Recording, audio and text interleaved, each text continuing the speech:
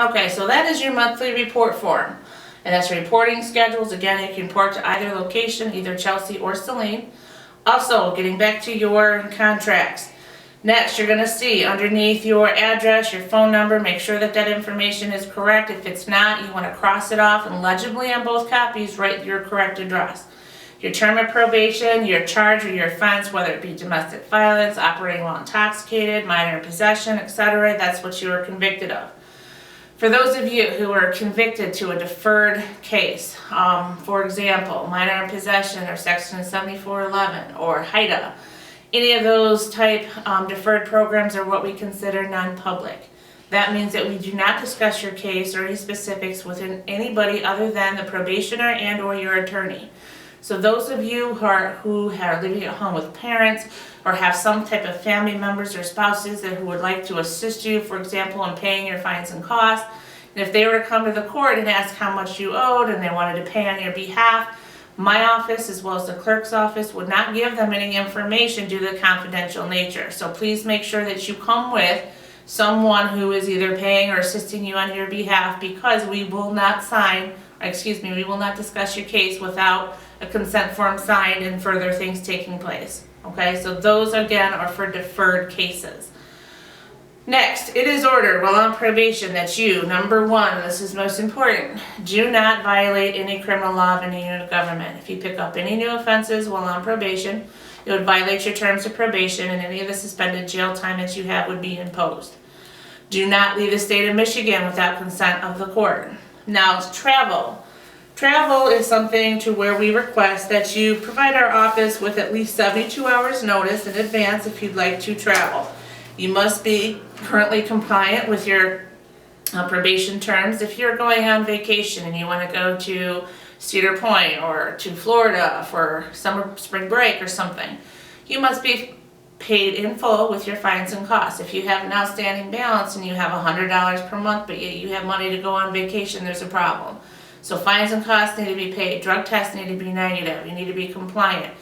You want to send notification to our office. You can call our office, or better yet, shoot me an email that says, hey, Ms. Yeakey, I'd like to leave on November 5th through November 10th to fly to Las Vegas for a wedding.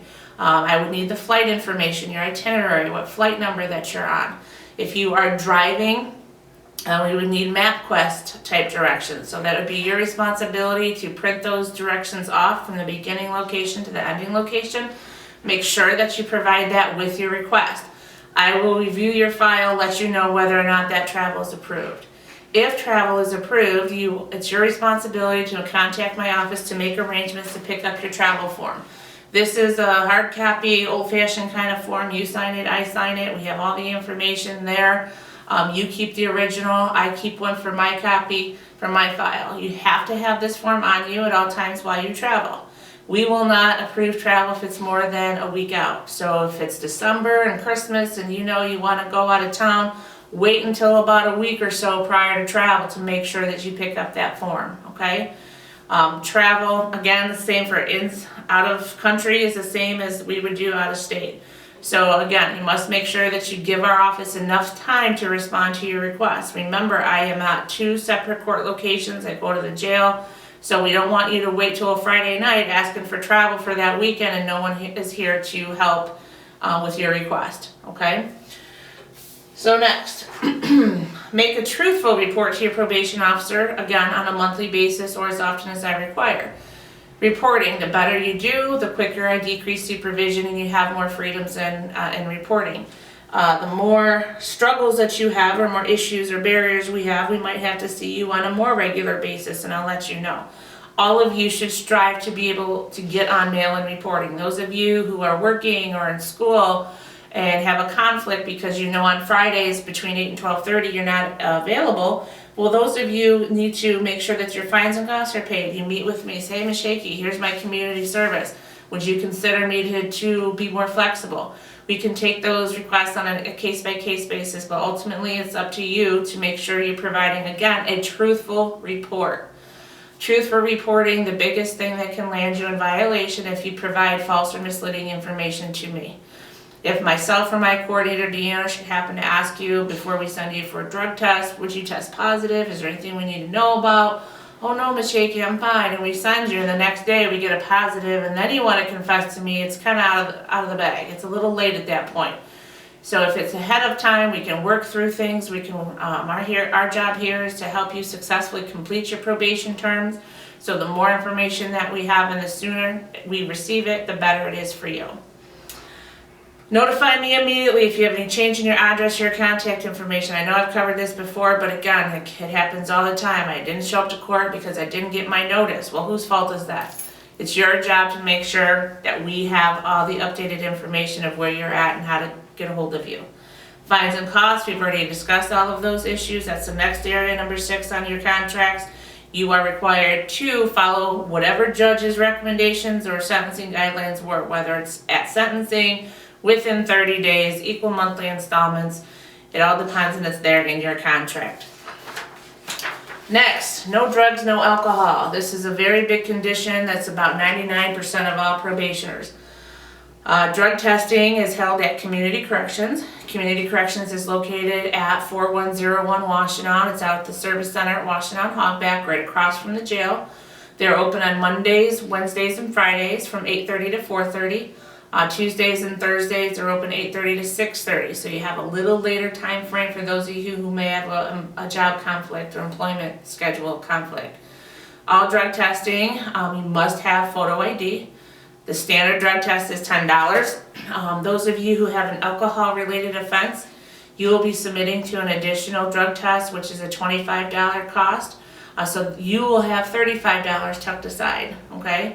So from this point forward, from orientation forward, you have been advised by me that you must have your ID, your photo ID, not the white paper you get from Secretary of State after they take your license away. It must be a photo ID. And you must have payment, and they take all forms of payment, whether it be cash, credit, check. Also, they do have the ability to print off a booking photo for you. So if you were ever booked in the Washtenaw County Jail, when you report to Community Corrections, if you have an extra $5, they should be able to print off a booking photo for you to use for drug testing. If you have any prescription medications that you feel will trigger a positive drug screen, it's your responsibility to make sure my office gets a letter from your prescribing physician that states the name of the drug, the dosage, the frequency, and the purpose. It also must indicate that you're currently a patient. And I'm going to give you a couple examples here of what not to do. For example, it's now October, let's say back on July 4th, you were letting off fireworks and you burned your hand and went to the emergency room. They bandaged you up and they gave you 10 Vicodin and said follow up with your primary care in 3 to 5 days. Those pills were determined and designed for that specific 3 to 5 day window. Take as needed for pain, 1 every 4 to 6 hours is needed, and so forth. It is now October. You have maybe 5 of those pills left over. That is not what we call a valid script. So if you have any leftover medication and you're still using them to treat other ailments, that is not how it was designed and what it was prescribed for, and you will be held accountable for sanctions and violation.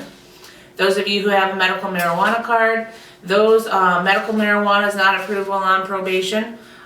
There are very limited and specific cases to where exceptions are made. However, you must have a letter from the prescribing physician stating that it's in their professional medical opinion that you have continued to use marijuana while on probation. They need to be familiar with all of the other medications and that you're involved in a court process, that you're on probation and so forth. So we can take and review those requests as an as-needed basis, but it is not a general get-out-of-jail-free card to continue to use marijuana. So if you have a medical marijuana card, you're going to want to make sure that you address that with me prior to me sending you for testing. Also, Community Corrections will call you if you should test positive for any of the drug tests. Now, please be advised that when you get to Community Corrections, it is staff monitored. You will have a same-sex staff member in the restroom with you, watching you provide your sample. You will fill out a chain of custody they will ask you for your contact information. What's a good number for you to be reached? It's the same thing for our office. Should they call you if you have a positive test, on that chain of custody lets you know that you have 48 hours to return to Community Corrections with photo ID and $30 if you want to challenge that result and send it to another lab for confirmation. Should you fail to do so, that result will be discarded and the results will stand. So you lose your opportunity to challenge that result. They will only make one call. So if your, again, voicemail box is not set up, or if it rings and nobody answers, or if the person you are calling is not available now, please try your call again later. That is your responsibility to make sure that you're providing them with a valid phone number for that confirmation call. Please be advised they will not tell you exactly what drug you tested positive for, just that you had a positive result. If you want to ask and get those results, you can report back in person with your ID, or you can contact my office for further instructions. So that's pretty much drug testing. Next. Okay, now programming, we briefly touched on it earlier, supportive documentation. Let's say one person here is sentenced to complete 25 hours of community service at any nonprofit organization. It's up to you to find and locate that nonprofit organization. You will need to get a letter. My office also provides samples for you during your orientation that'll say on the person's letterhead. So let's say I did my community service at the Humane Society. So it would be on their letterhead that states that Jennifer Yeakey completed 25 hours of community service on such and such day, feeding dogs, walking dogs, whatever it is that I did. And then whoever supervised you would sign it. We must have that letter in writing provided to my office. For those of you who are not familiar with community service, or where to go, or maybe what facilities in your area are available for you, we also have information at all of our probation offices as well as online that says volunteers needed. We have a lot of agencies that contact us saying that they need people and they need help. So always feel free to contact my office too, or to report to one of our offices to get some of the flyers. I also suggest that you go to do a Google search. You can pull up MLive. That's usually the best one for local providers. And put in the key search Ann Arbor nonprofit or Chelsea, Michigan nonprofit. The first few suggestions or things that pop up for you is MLive.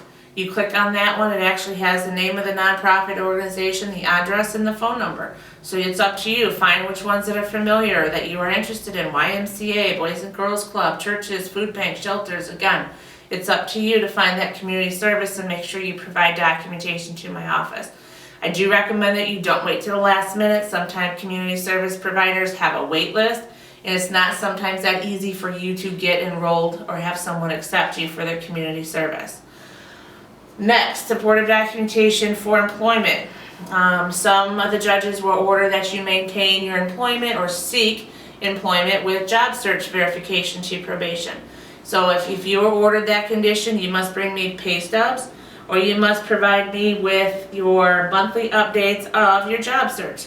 So you would print off emails that says attaches my resume for your consideration. You will photocopy applications before you submit them to the employer, so you'll have a copy for your records as well.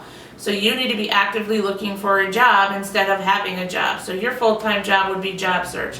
So make sure that you bring that supportive documentation.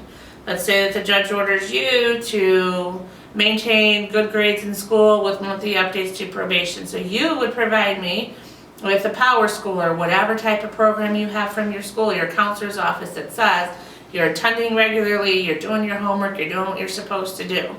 Let's say that the judge ordered that you complete a mental health evaluation or enroll in grief counseling or any substance abuse treatment. As touched on previously, it's your job to make sure that you contact that medical professional or provider.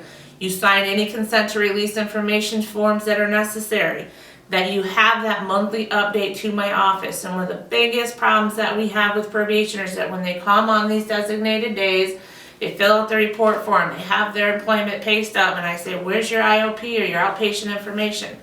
Oh, Ms. Yeakey, they told me they'd fax it. I'm like, do you see it? I don't see it. It's not here. Ultimately, it's not the provider's responsibility to send us. The judge ordered that you provide this documentation on a monthly basis to probation. So keep that in mind, and you really need to be on them to make sure that I get that documentation. Same goes with AAs. I don't want anybody showing up, oh, Ms. Yeakey, I left it in my car, or it's on my table. You would leave a $100 bill laying in your car. You want to treat this as you would money. Put it in your wallet, your purse, so you don't forget it. You always have that information available. that is what we consider supportive documentation, and it's your responsibility to bring it every single month on your reporting day. If for some reason you should happen to show up and don't have that supportive documentation, don't be surprised if we tell you to come back on another reporting day and try again and make sure that you're prepared this time.